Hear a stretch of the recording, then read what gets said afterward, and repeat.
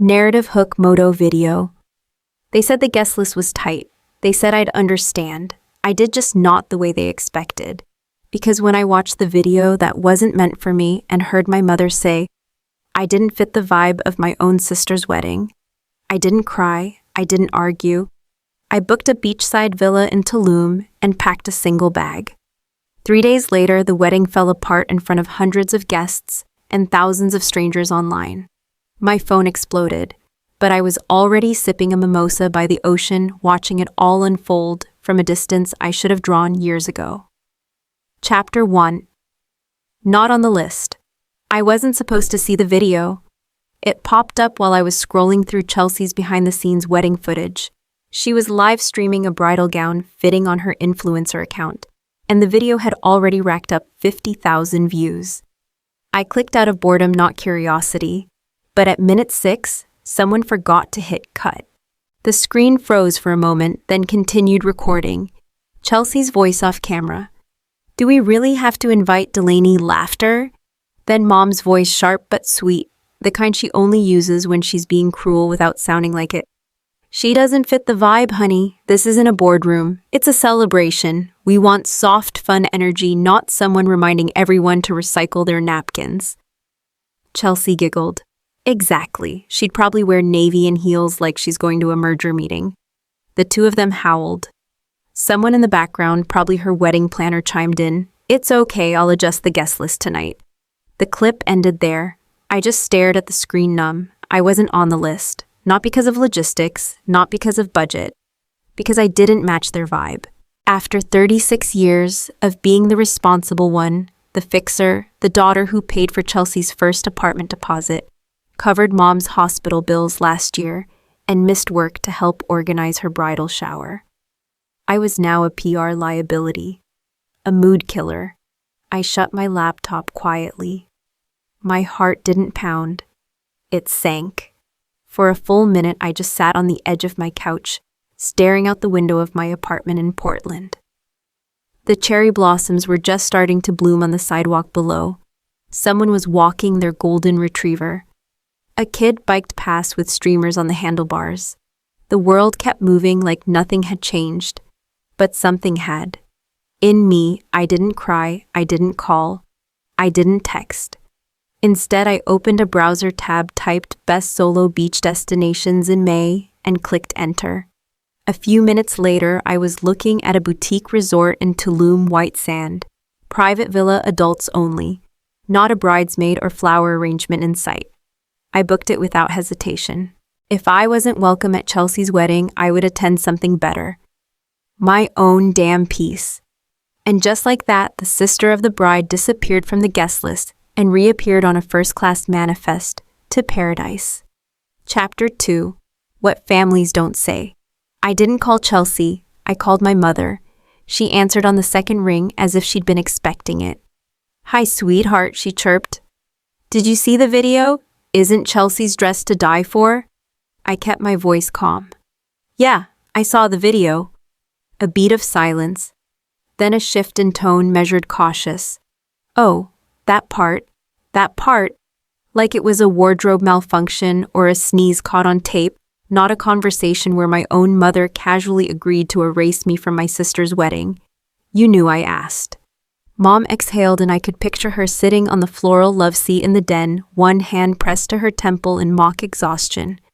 Delaney, come on, don't make this into a thing. You know how weddings are. Stressful, emotional. Chelsea just wanted things to feel balanced. Balanced, I echoed. So cutting me out behind my back was balance, she bristled. Don't twist my words. You're right, I said. I should quote them directly. She doesn't fit the vibe. There was a pause, short, sharp, guilty. You're overreacting, she said, her favorite phrase. Like a stamp she'd used all my life to flatten me. No, I said quietly. I'm finally reacting. She let out a small scoff like I was the unreasonable one.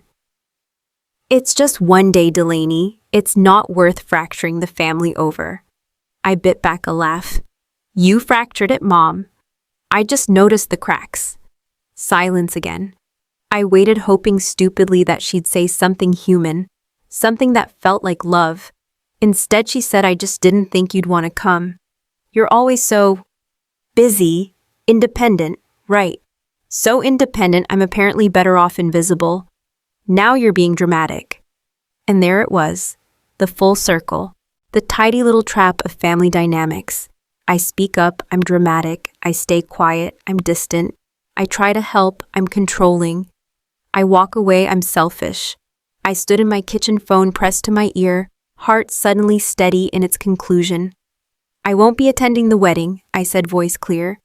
"But you can tell Chelsea congratulations." "Oh, come on, don't be like this. I'm not being anything," I said. "For once, I'm just done performing. Delaney, I hope it's beautiful. I really do. And I hope when people ask where your other daughter is, you'll think twice about saying she was too busy." I hung up. Then I sat at my kitchen table and stared at the dark screen of my phone, waiting for the follow-up call.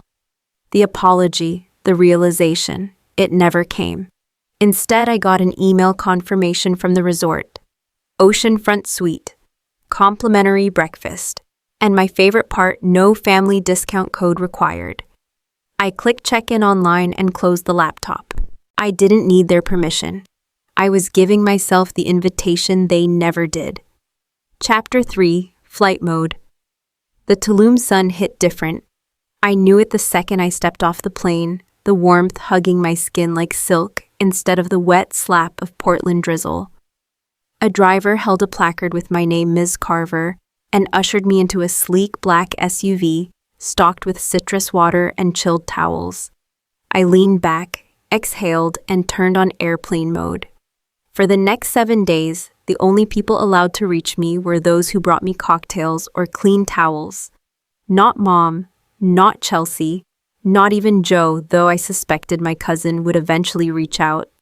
The resort was exactly as the photos promised, smooth white stone against a sea of blue-green glass palm trees that whispered when they moved, and a silence that didn't need to be filled with apology or explanation. At check-in, the receptionist greeted me with a hibiscus drink and a smile that didn't ask, "So why are you here alone?" I liked her instantly. My room was a private villa tucked into lush greenery, just a 5-minute barefoot walk to the beach. Floor-to-ceiling windows, a bed like a cloud, and best of all, no bride tribe tote bags in sight. After a long shower scented with eucalyptus and ginger, I sat on the balcony in a robe watching the ocean change colors as the sun dipped lower. I opened Instagram not to scroll but to post. A photo, my legs stretched out on a lounger, toes pointed toward an endless turquoise sea. A caption, apparently I didn't fit the vibe, so I found one of my own. I hit share and set the phone aside. The comments rolled in within minutes. Old college friends, a few ex-coworkers, even a barista I used to tip well. Jealous. "OMG, this is the dream. You look so at peace." Joe hadn't replied. Yet. I smiled to myself and ordered a second glass of wine. That night, I dined under string lights by the water toes in the sand, the tide humming in the background. No speeches, no forced smiles, no napkin folding committees, just me, seared scallops, and a soft jazz trio that didn't ask where my date was. By the second day, I started to notice something strange. I wasn't angry anymore. Not really. I wasn't waiting for an apology or a text. I wasn't playing out imaginary arguments in my head. I wasn't even checking their feeds to see how the wedding prep was going. I was somehow content.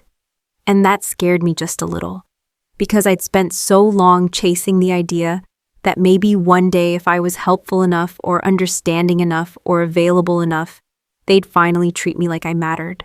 But what if I already did? What if I'd mattered this whole time?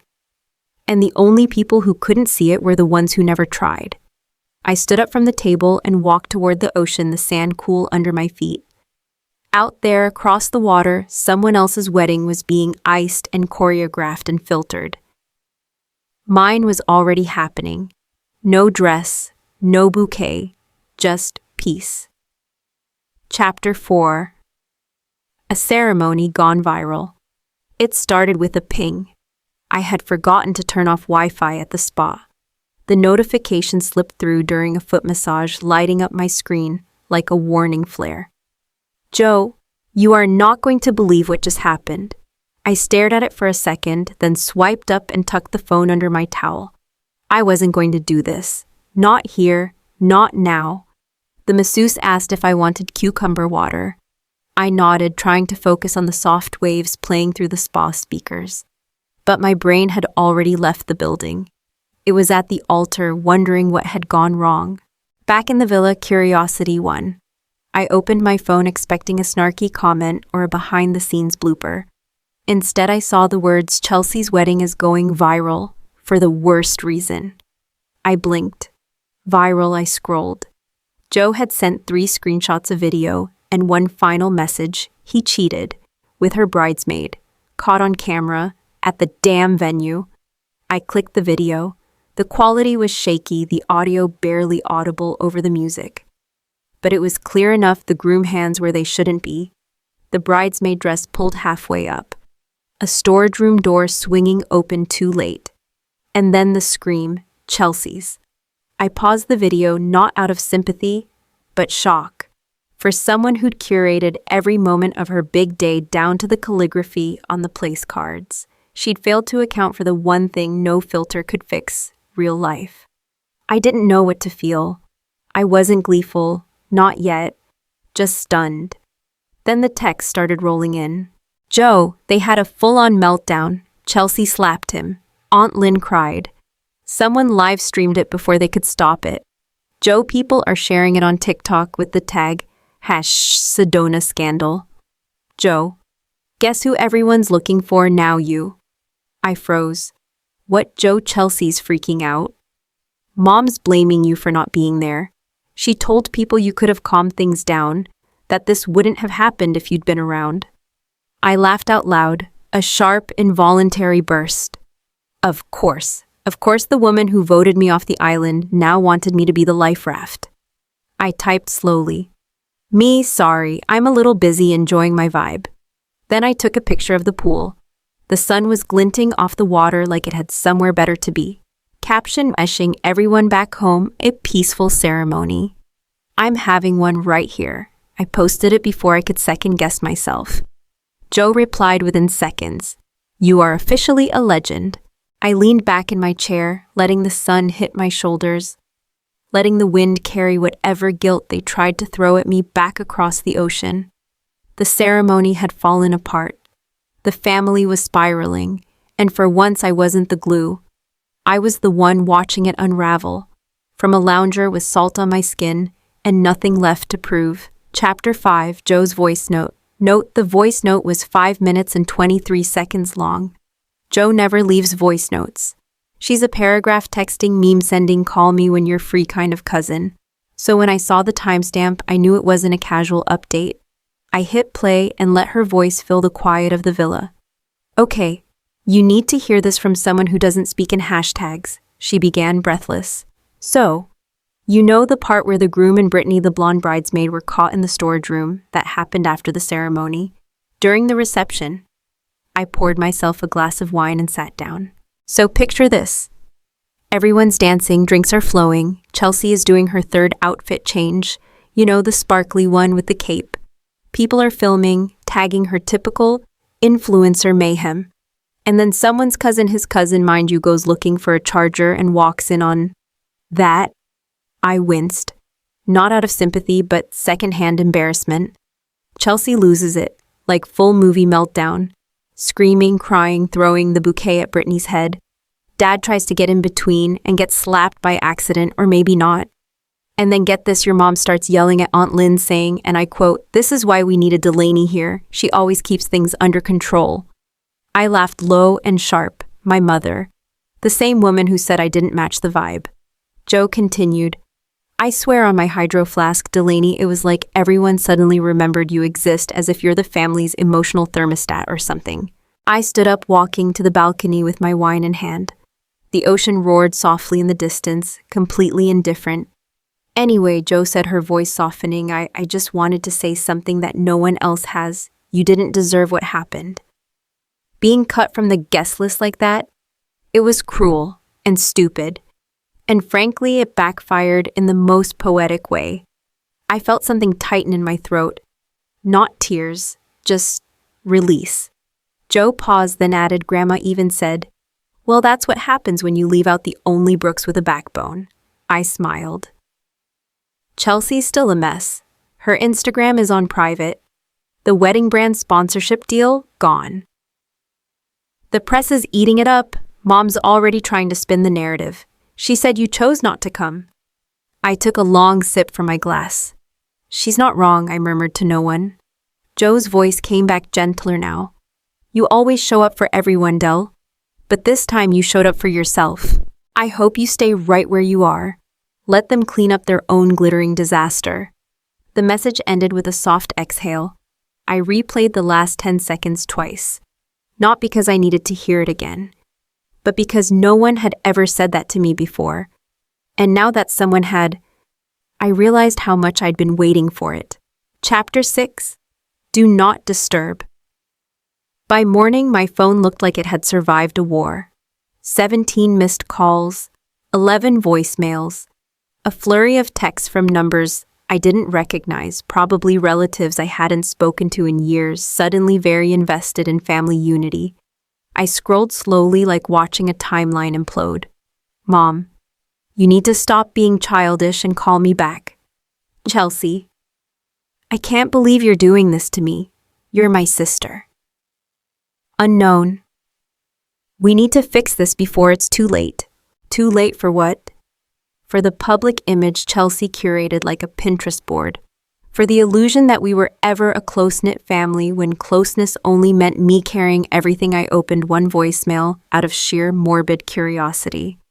My mother's voice, frantic, sharp with guilt disguised as urgency. Delaney, I don't know what you think you're doing, but this isn't the time for one of your tantrums. Your sister is devastated. This family needs to stick together right now. I pressed delete before she could finish the sentence. The next one was from Chelsea, tearful, dramatic, rehearsed. I'm sorry, okay, I didn't mean for it to go this far. I just wanted everything to be perfect, and you always make things complicated. But I need you. Please, I need you. I closed my eyes. For years, that phrase, I need you, was my cue to drop everything, change my schedule, rewrite my life around their messes. It used to be flattering, then exhausting. And now it was insulting, because I was never needed for who I was, only for what I could clean up. I tossed the phone on the bed and stepped outside. The sun was rising slowly, casting gold across the waves. I took a deep breath, letting the salt air fill every corner of me. No guilt, no shame, just space. When I came back in, the phone buzzed again. This time it was Joe. Joe, heads up. Mom's trying to organize a family healing dinner when you get back. She thinks a catered meal and a group photo will fix it. I snorted, texted back, me then she better bring a cardboard cutout. I'm not coming. Joe, wait, what me? I'm extending my trip. They cut me out. I'm just following their lead. There was a pause. Then Joe, okay, that's iconic. Text me from paradise. I'll be your PR rep if they spin it. I grinned. The old me would have stayed quiet, seethed silently. Showed up anyway in a stiff dress and smiled through her teeth. But that version of me was off the list. I walked to the bed, picked up my phone one last time, and opened my airline app. Trip extended 7 more days. Then I turned on Do Not Disturb. And for the first time in a very long time, I didn't just silence my phone. I silenced them all. Chapter 7. No return address. The last morning of my original reservation came and went without ceremony. No suitcase by the door. No alarm clock set. Just the steady rhythm of waves and the rustle of palm leaves against my open balcony door. I brewed coffee in silence. Not the frantic kind you chug on the way to fix someone else's life. The kind you savor. The kind that reminds you life doesn't have to be loud to be full. My inbox had calmed. The calls had stopped. Or maybe Do Not Disturb had done its job a little too well. Either way, I didn't miss it. Instead, I planned my day a sunrise yoga class, a breakfast of fresh fruit and pancakes that looked like art, and an afternoon hammock nap under the shade. That evening, I booked a solo sunset cruise. Not once did I check Chelsea's feed. Not once did I reread Mom's messages. And when the resort concierge asked if I'd like a car to the airport the next morning, I smiled politely. No, thank you. I'm staying longer. She nodded as if she already knew. Somewhere back home, they were probably piecing together a version of events that painted them softer, me colder. I'd become the cautionary tale, the too sensitive daughter who didn't understand family. Let them. They told the world I chose not to come.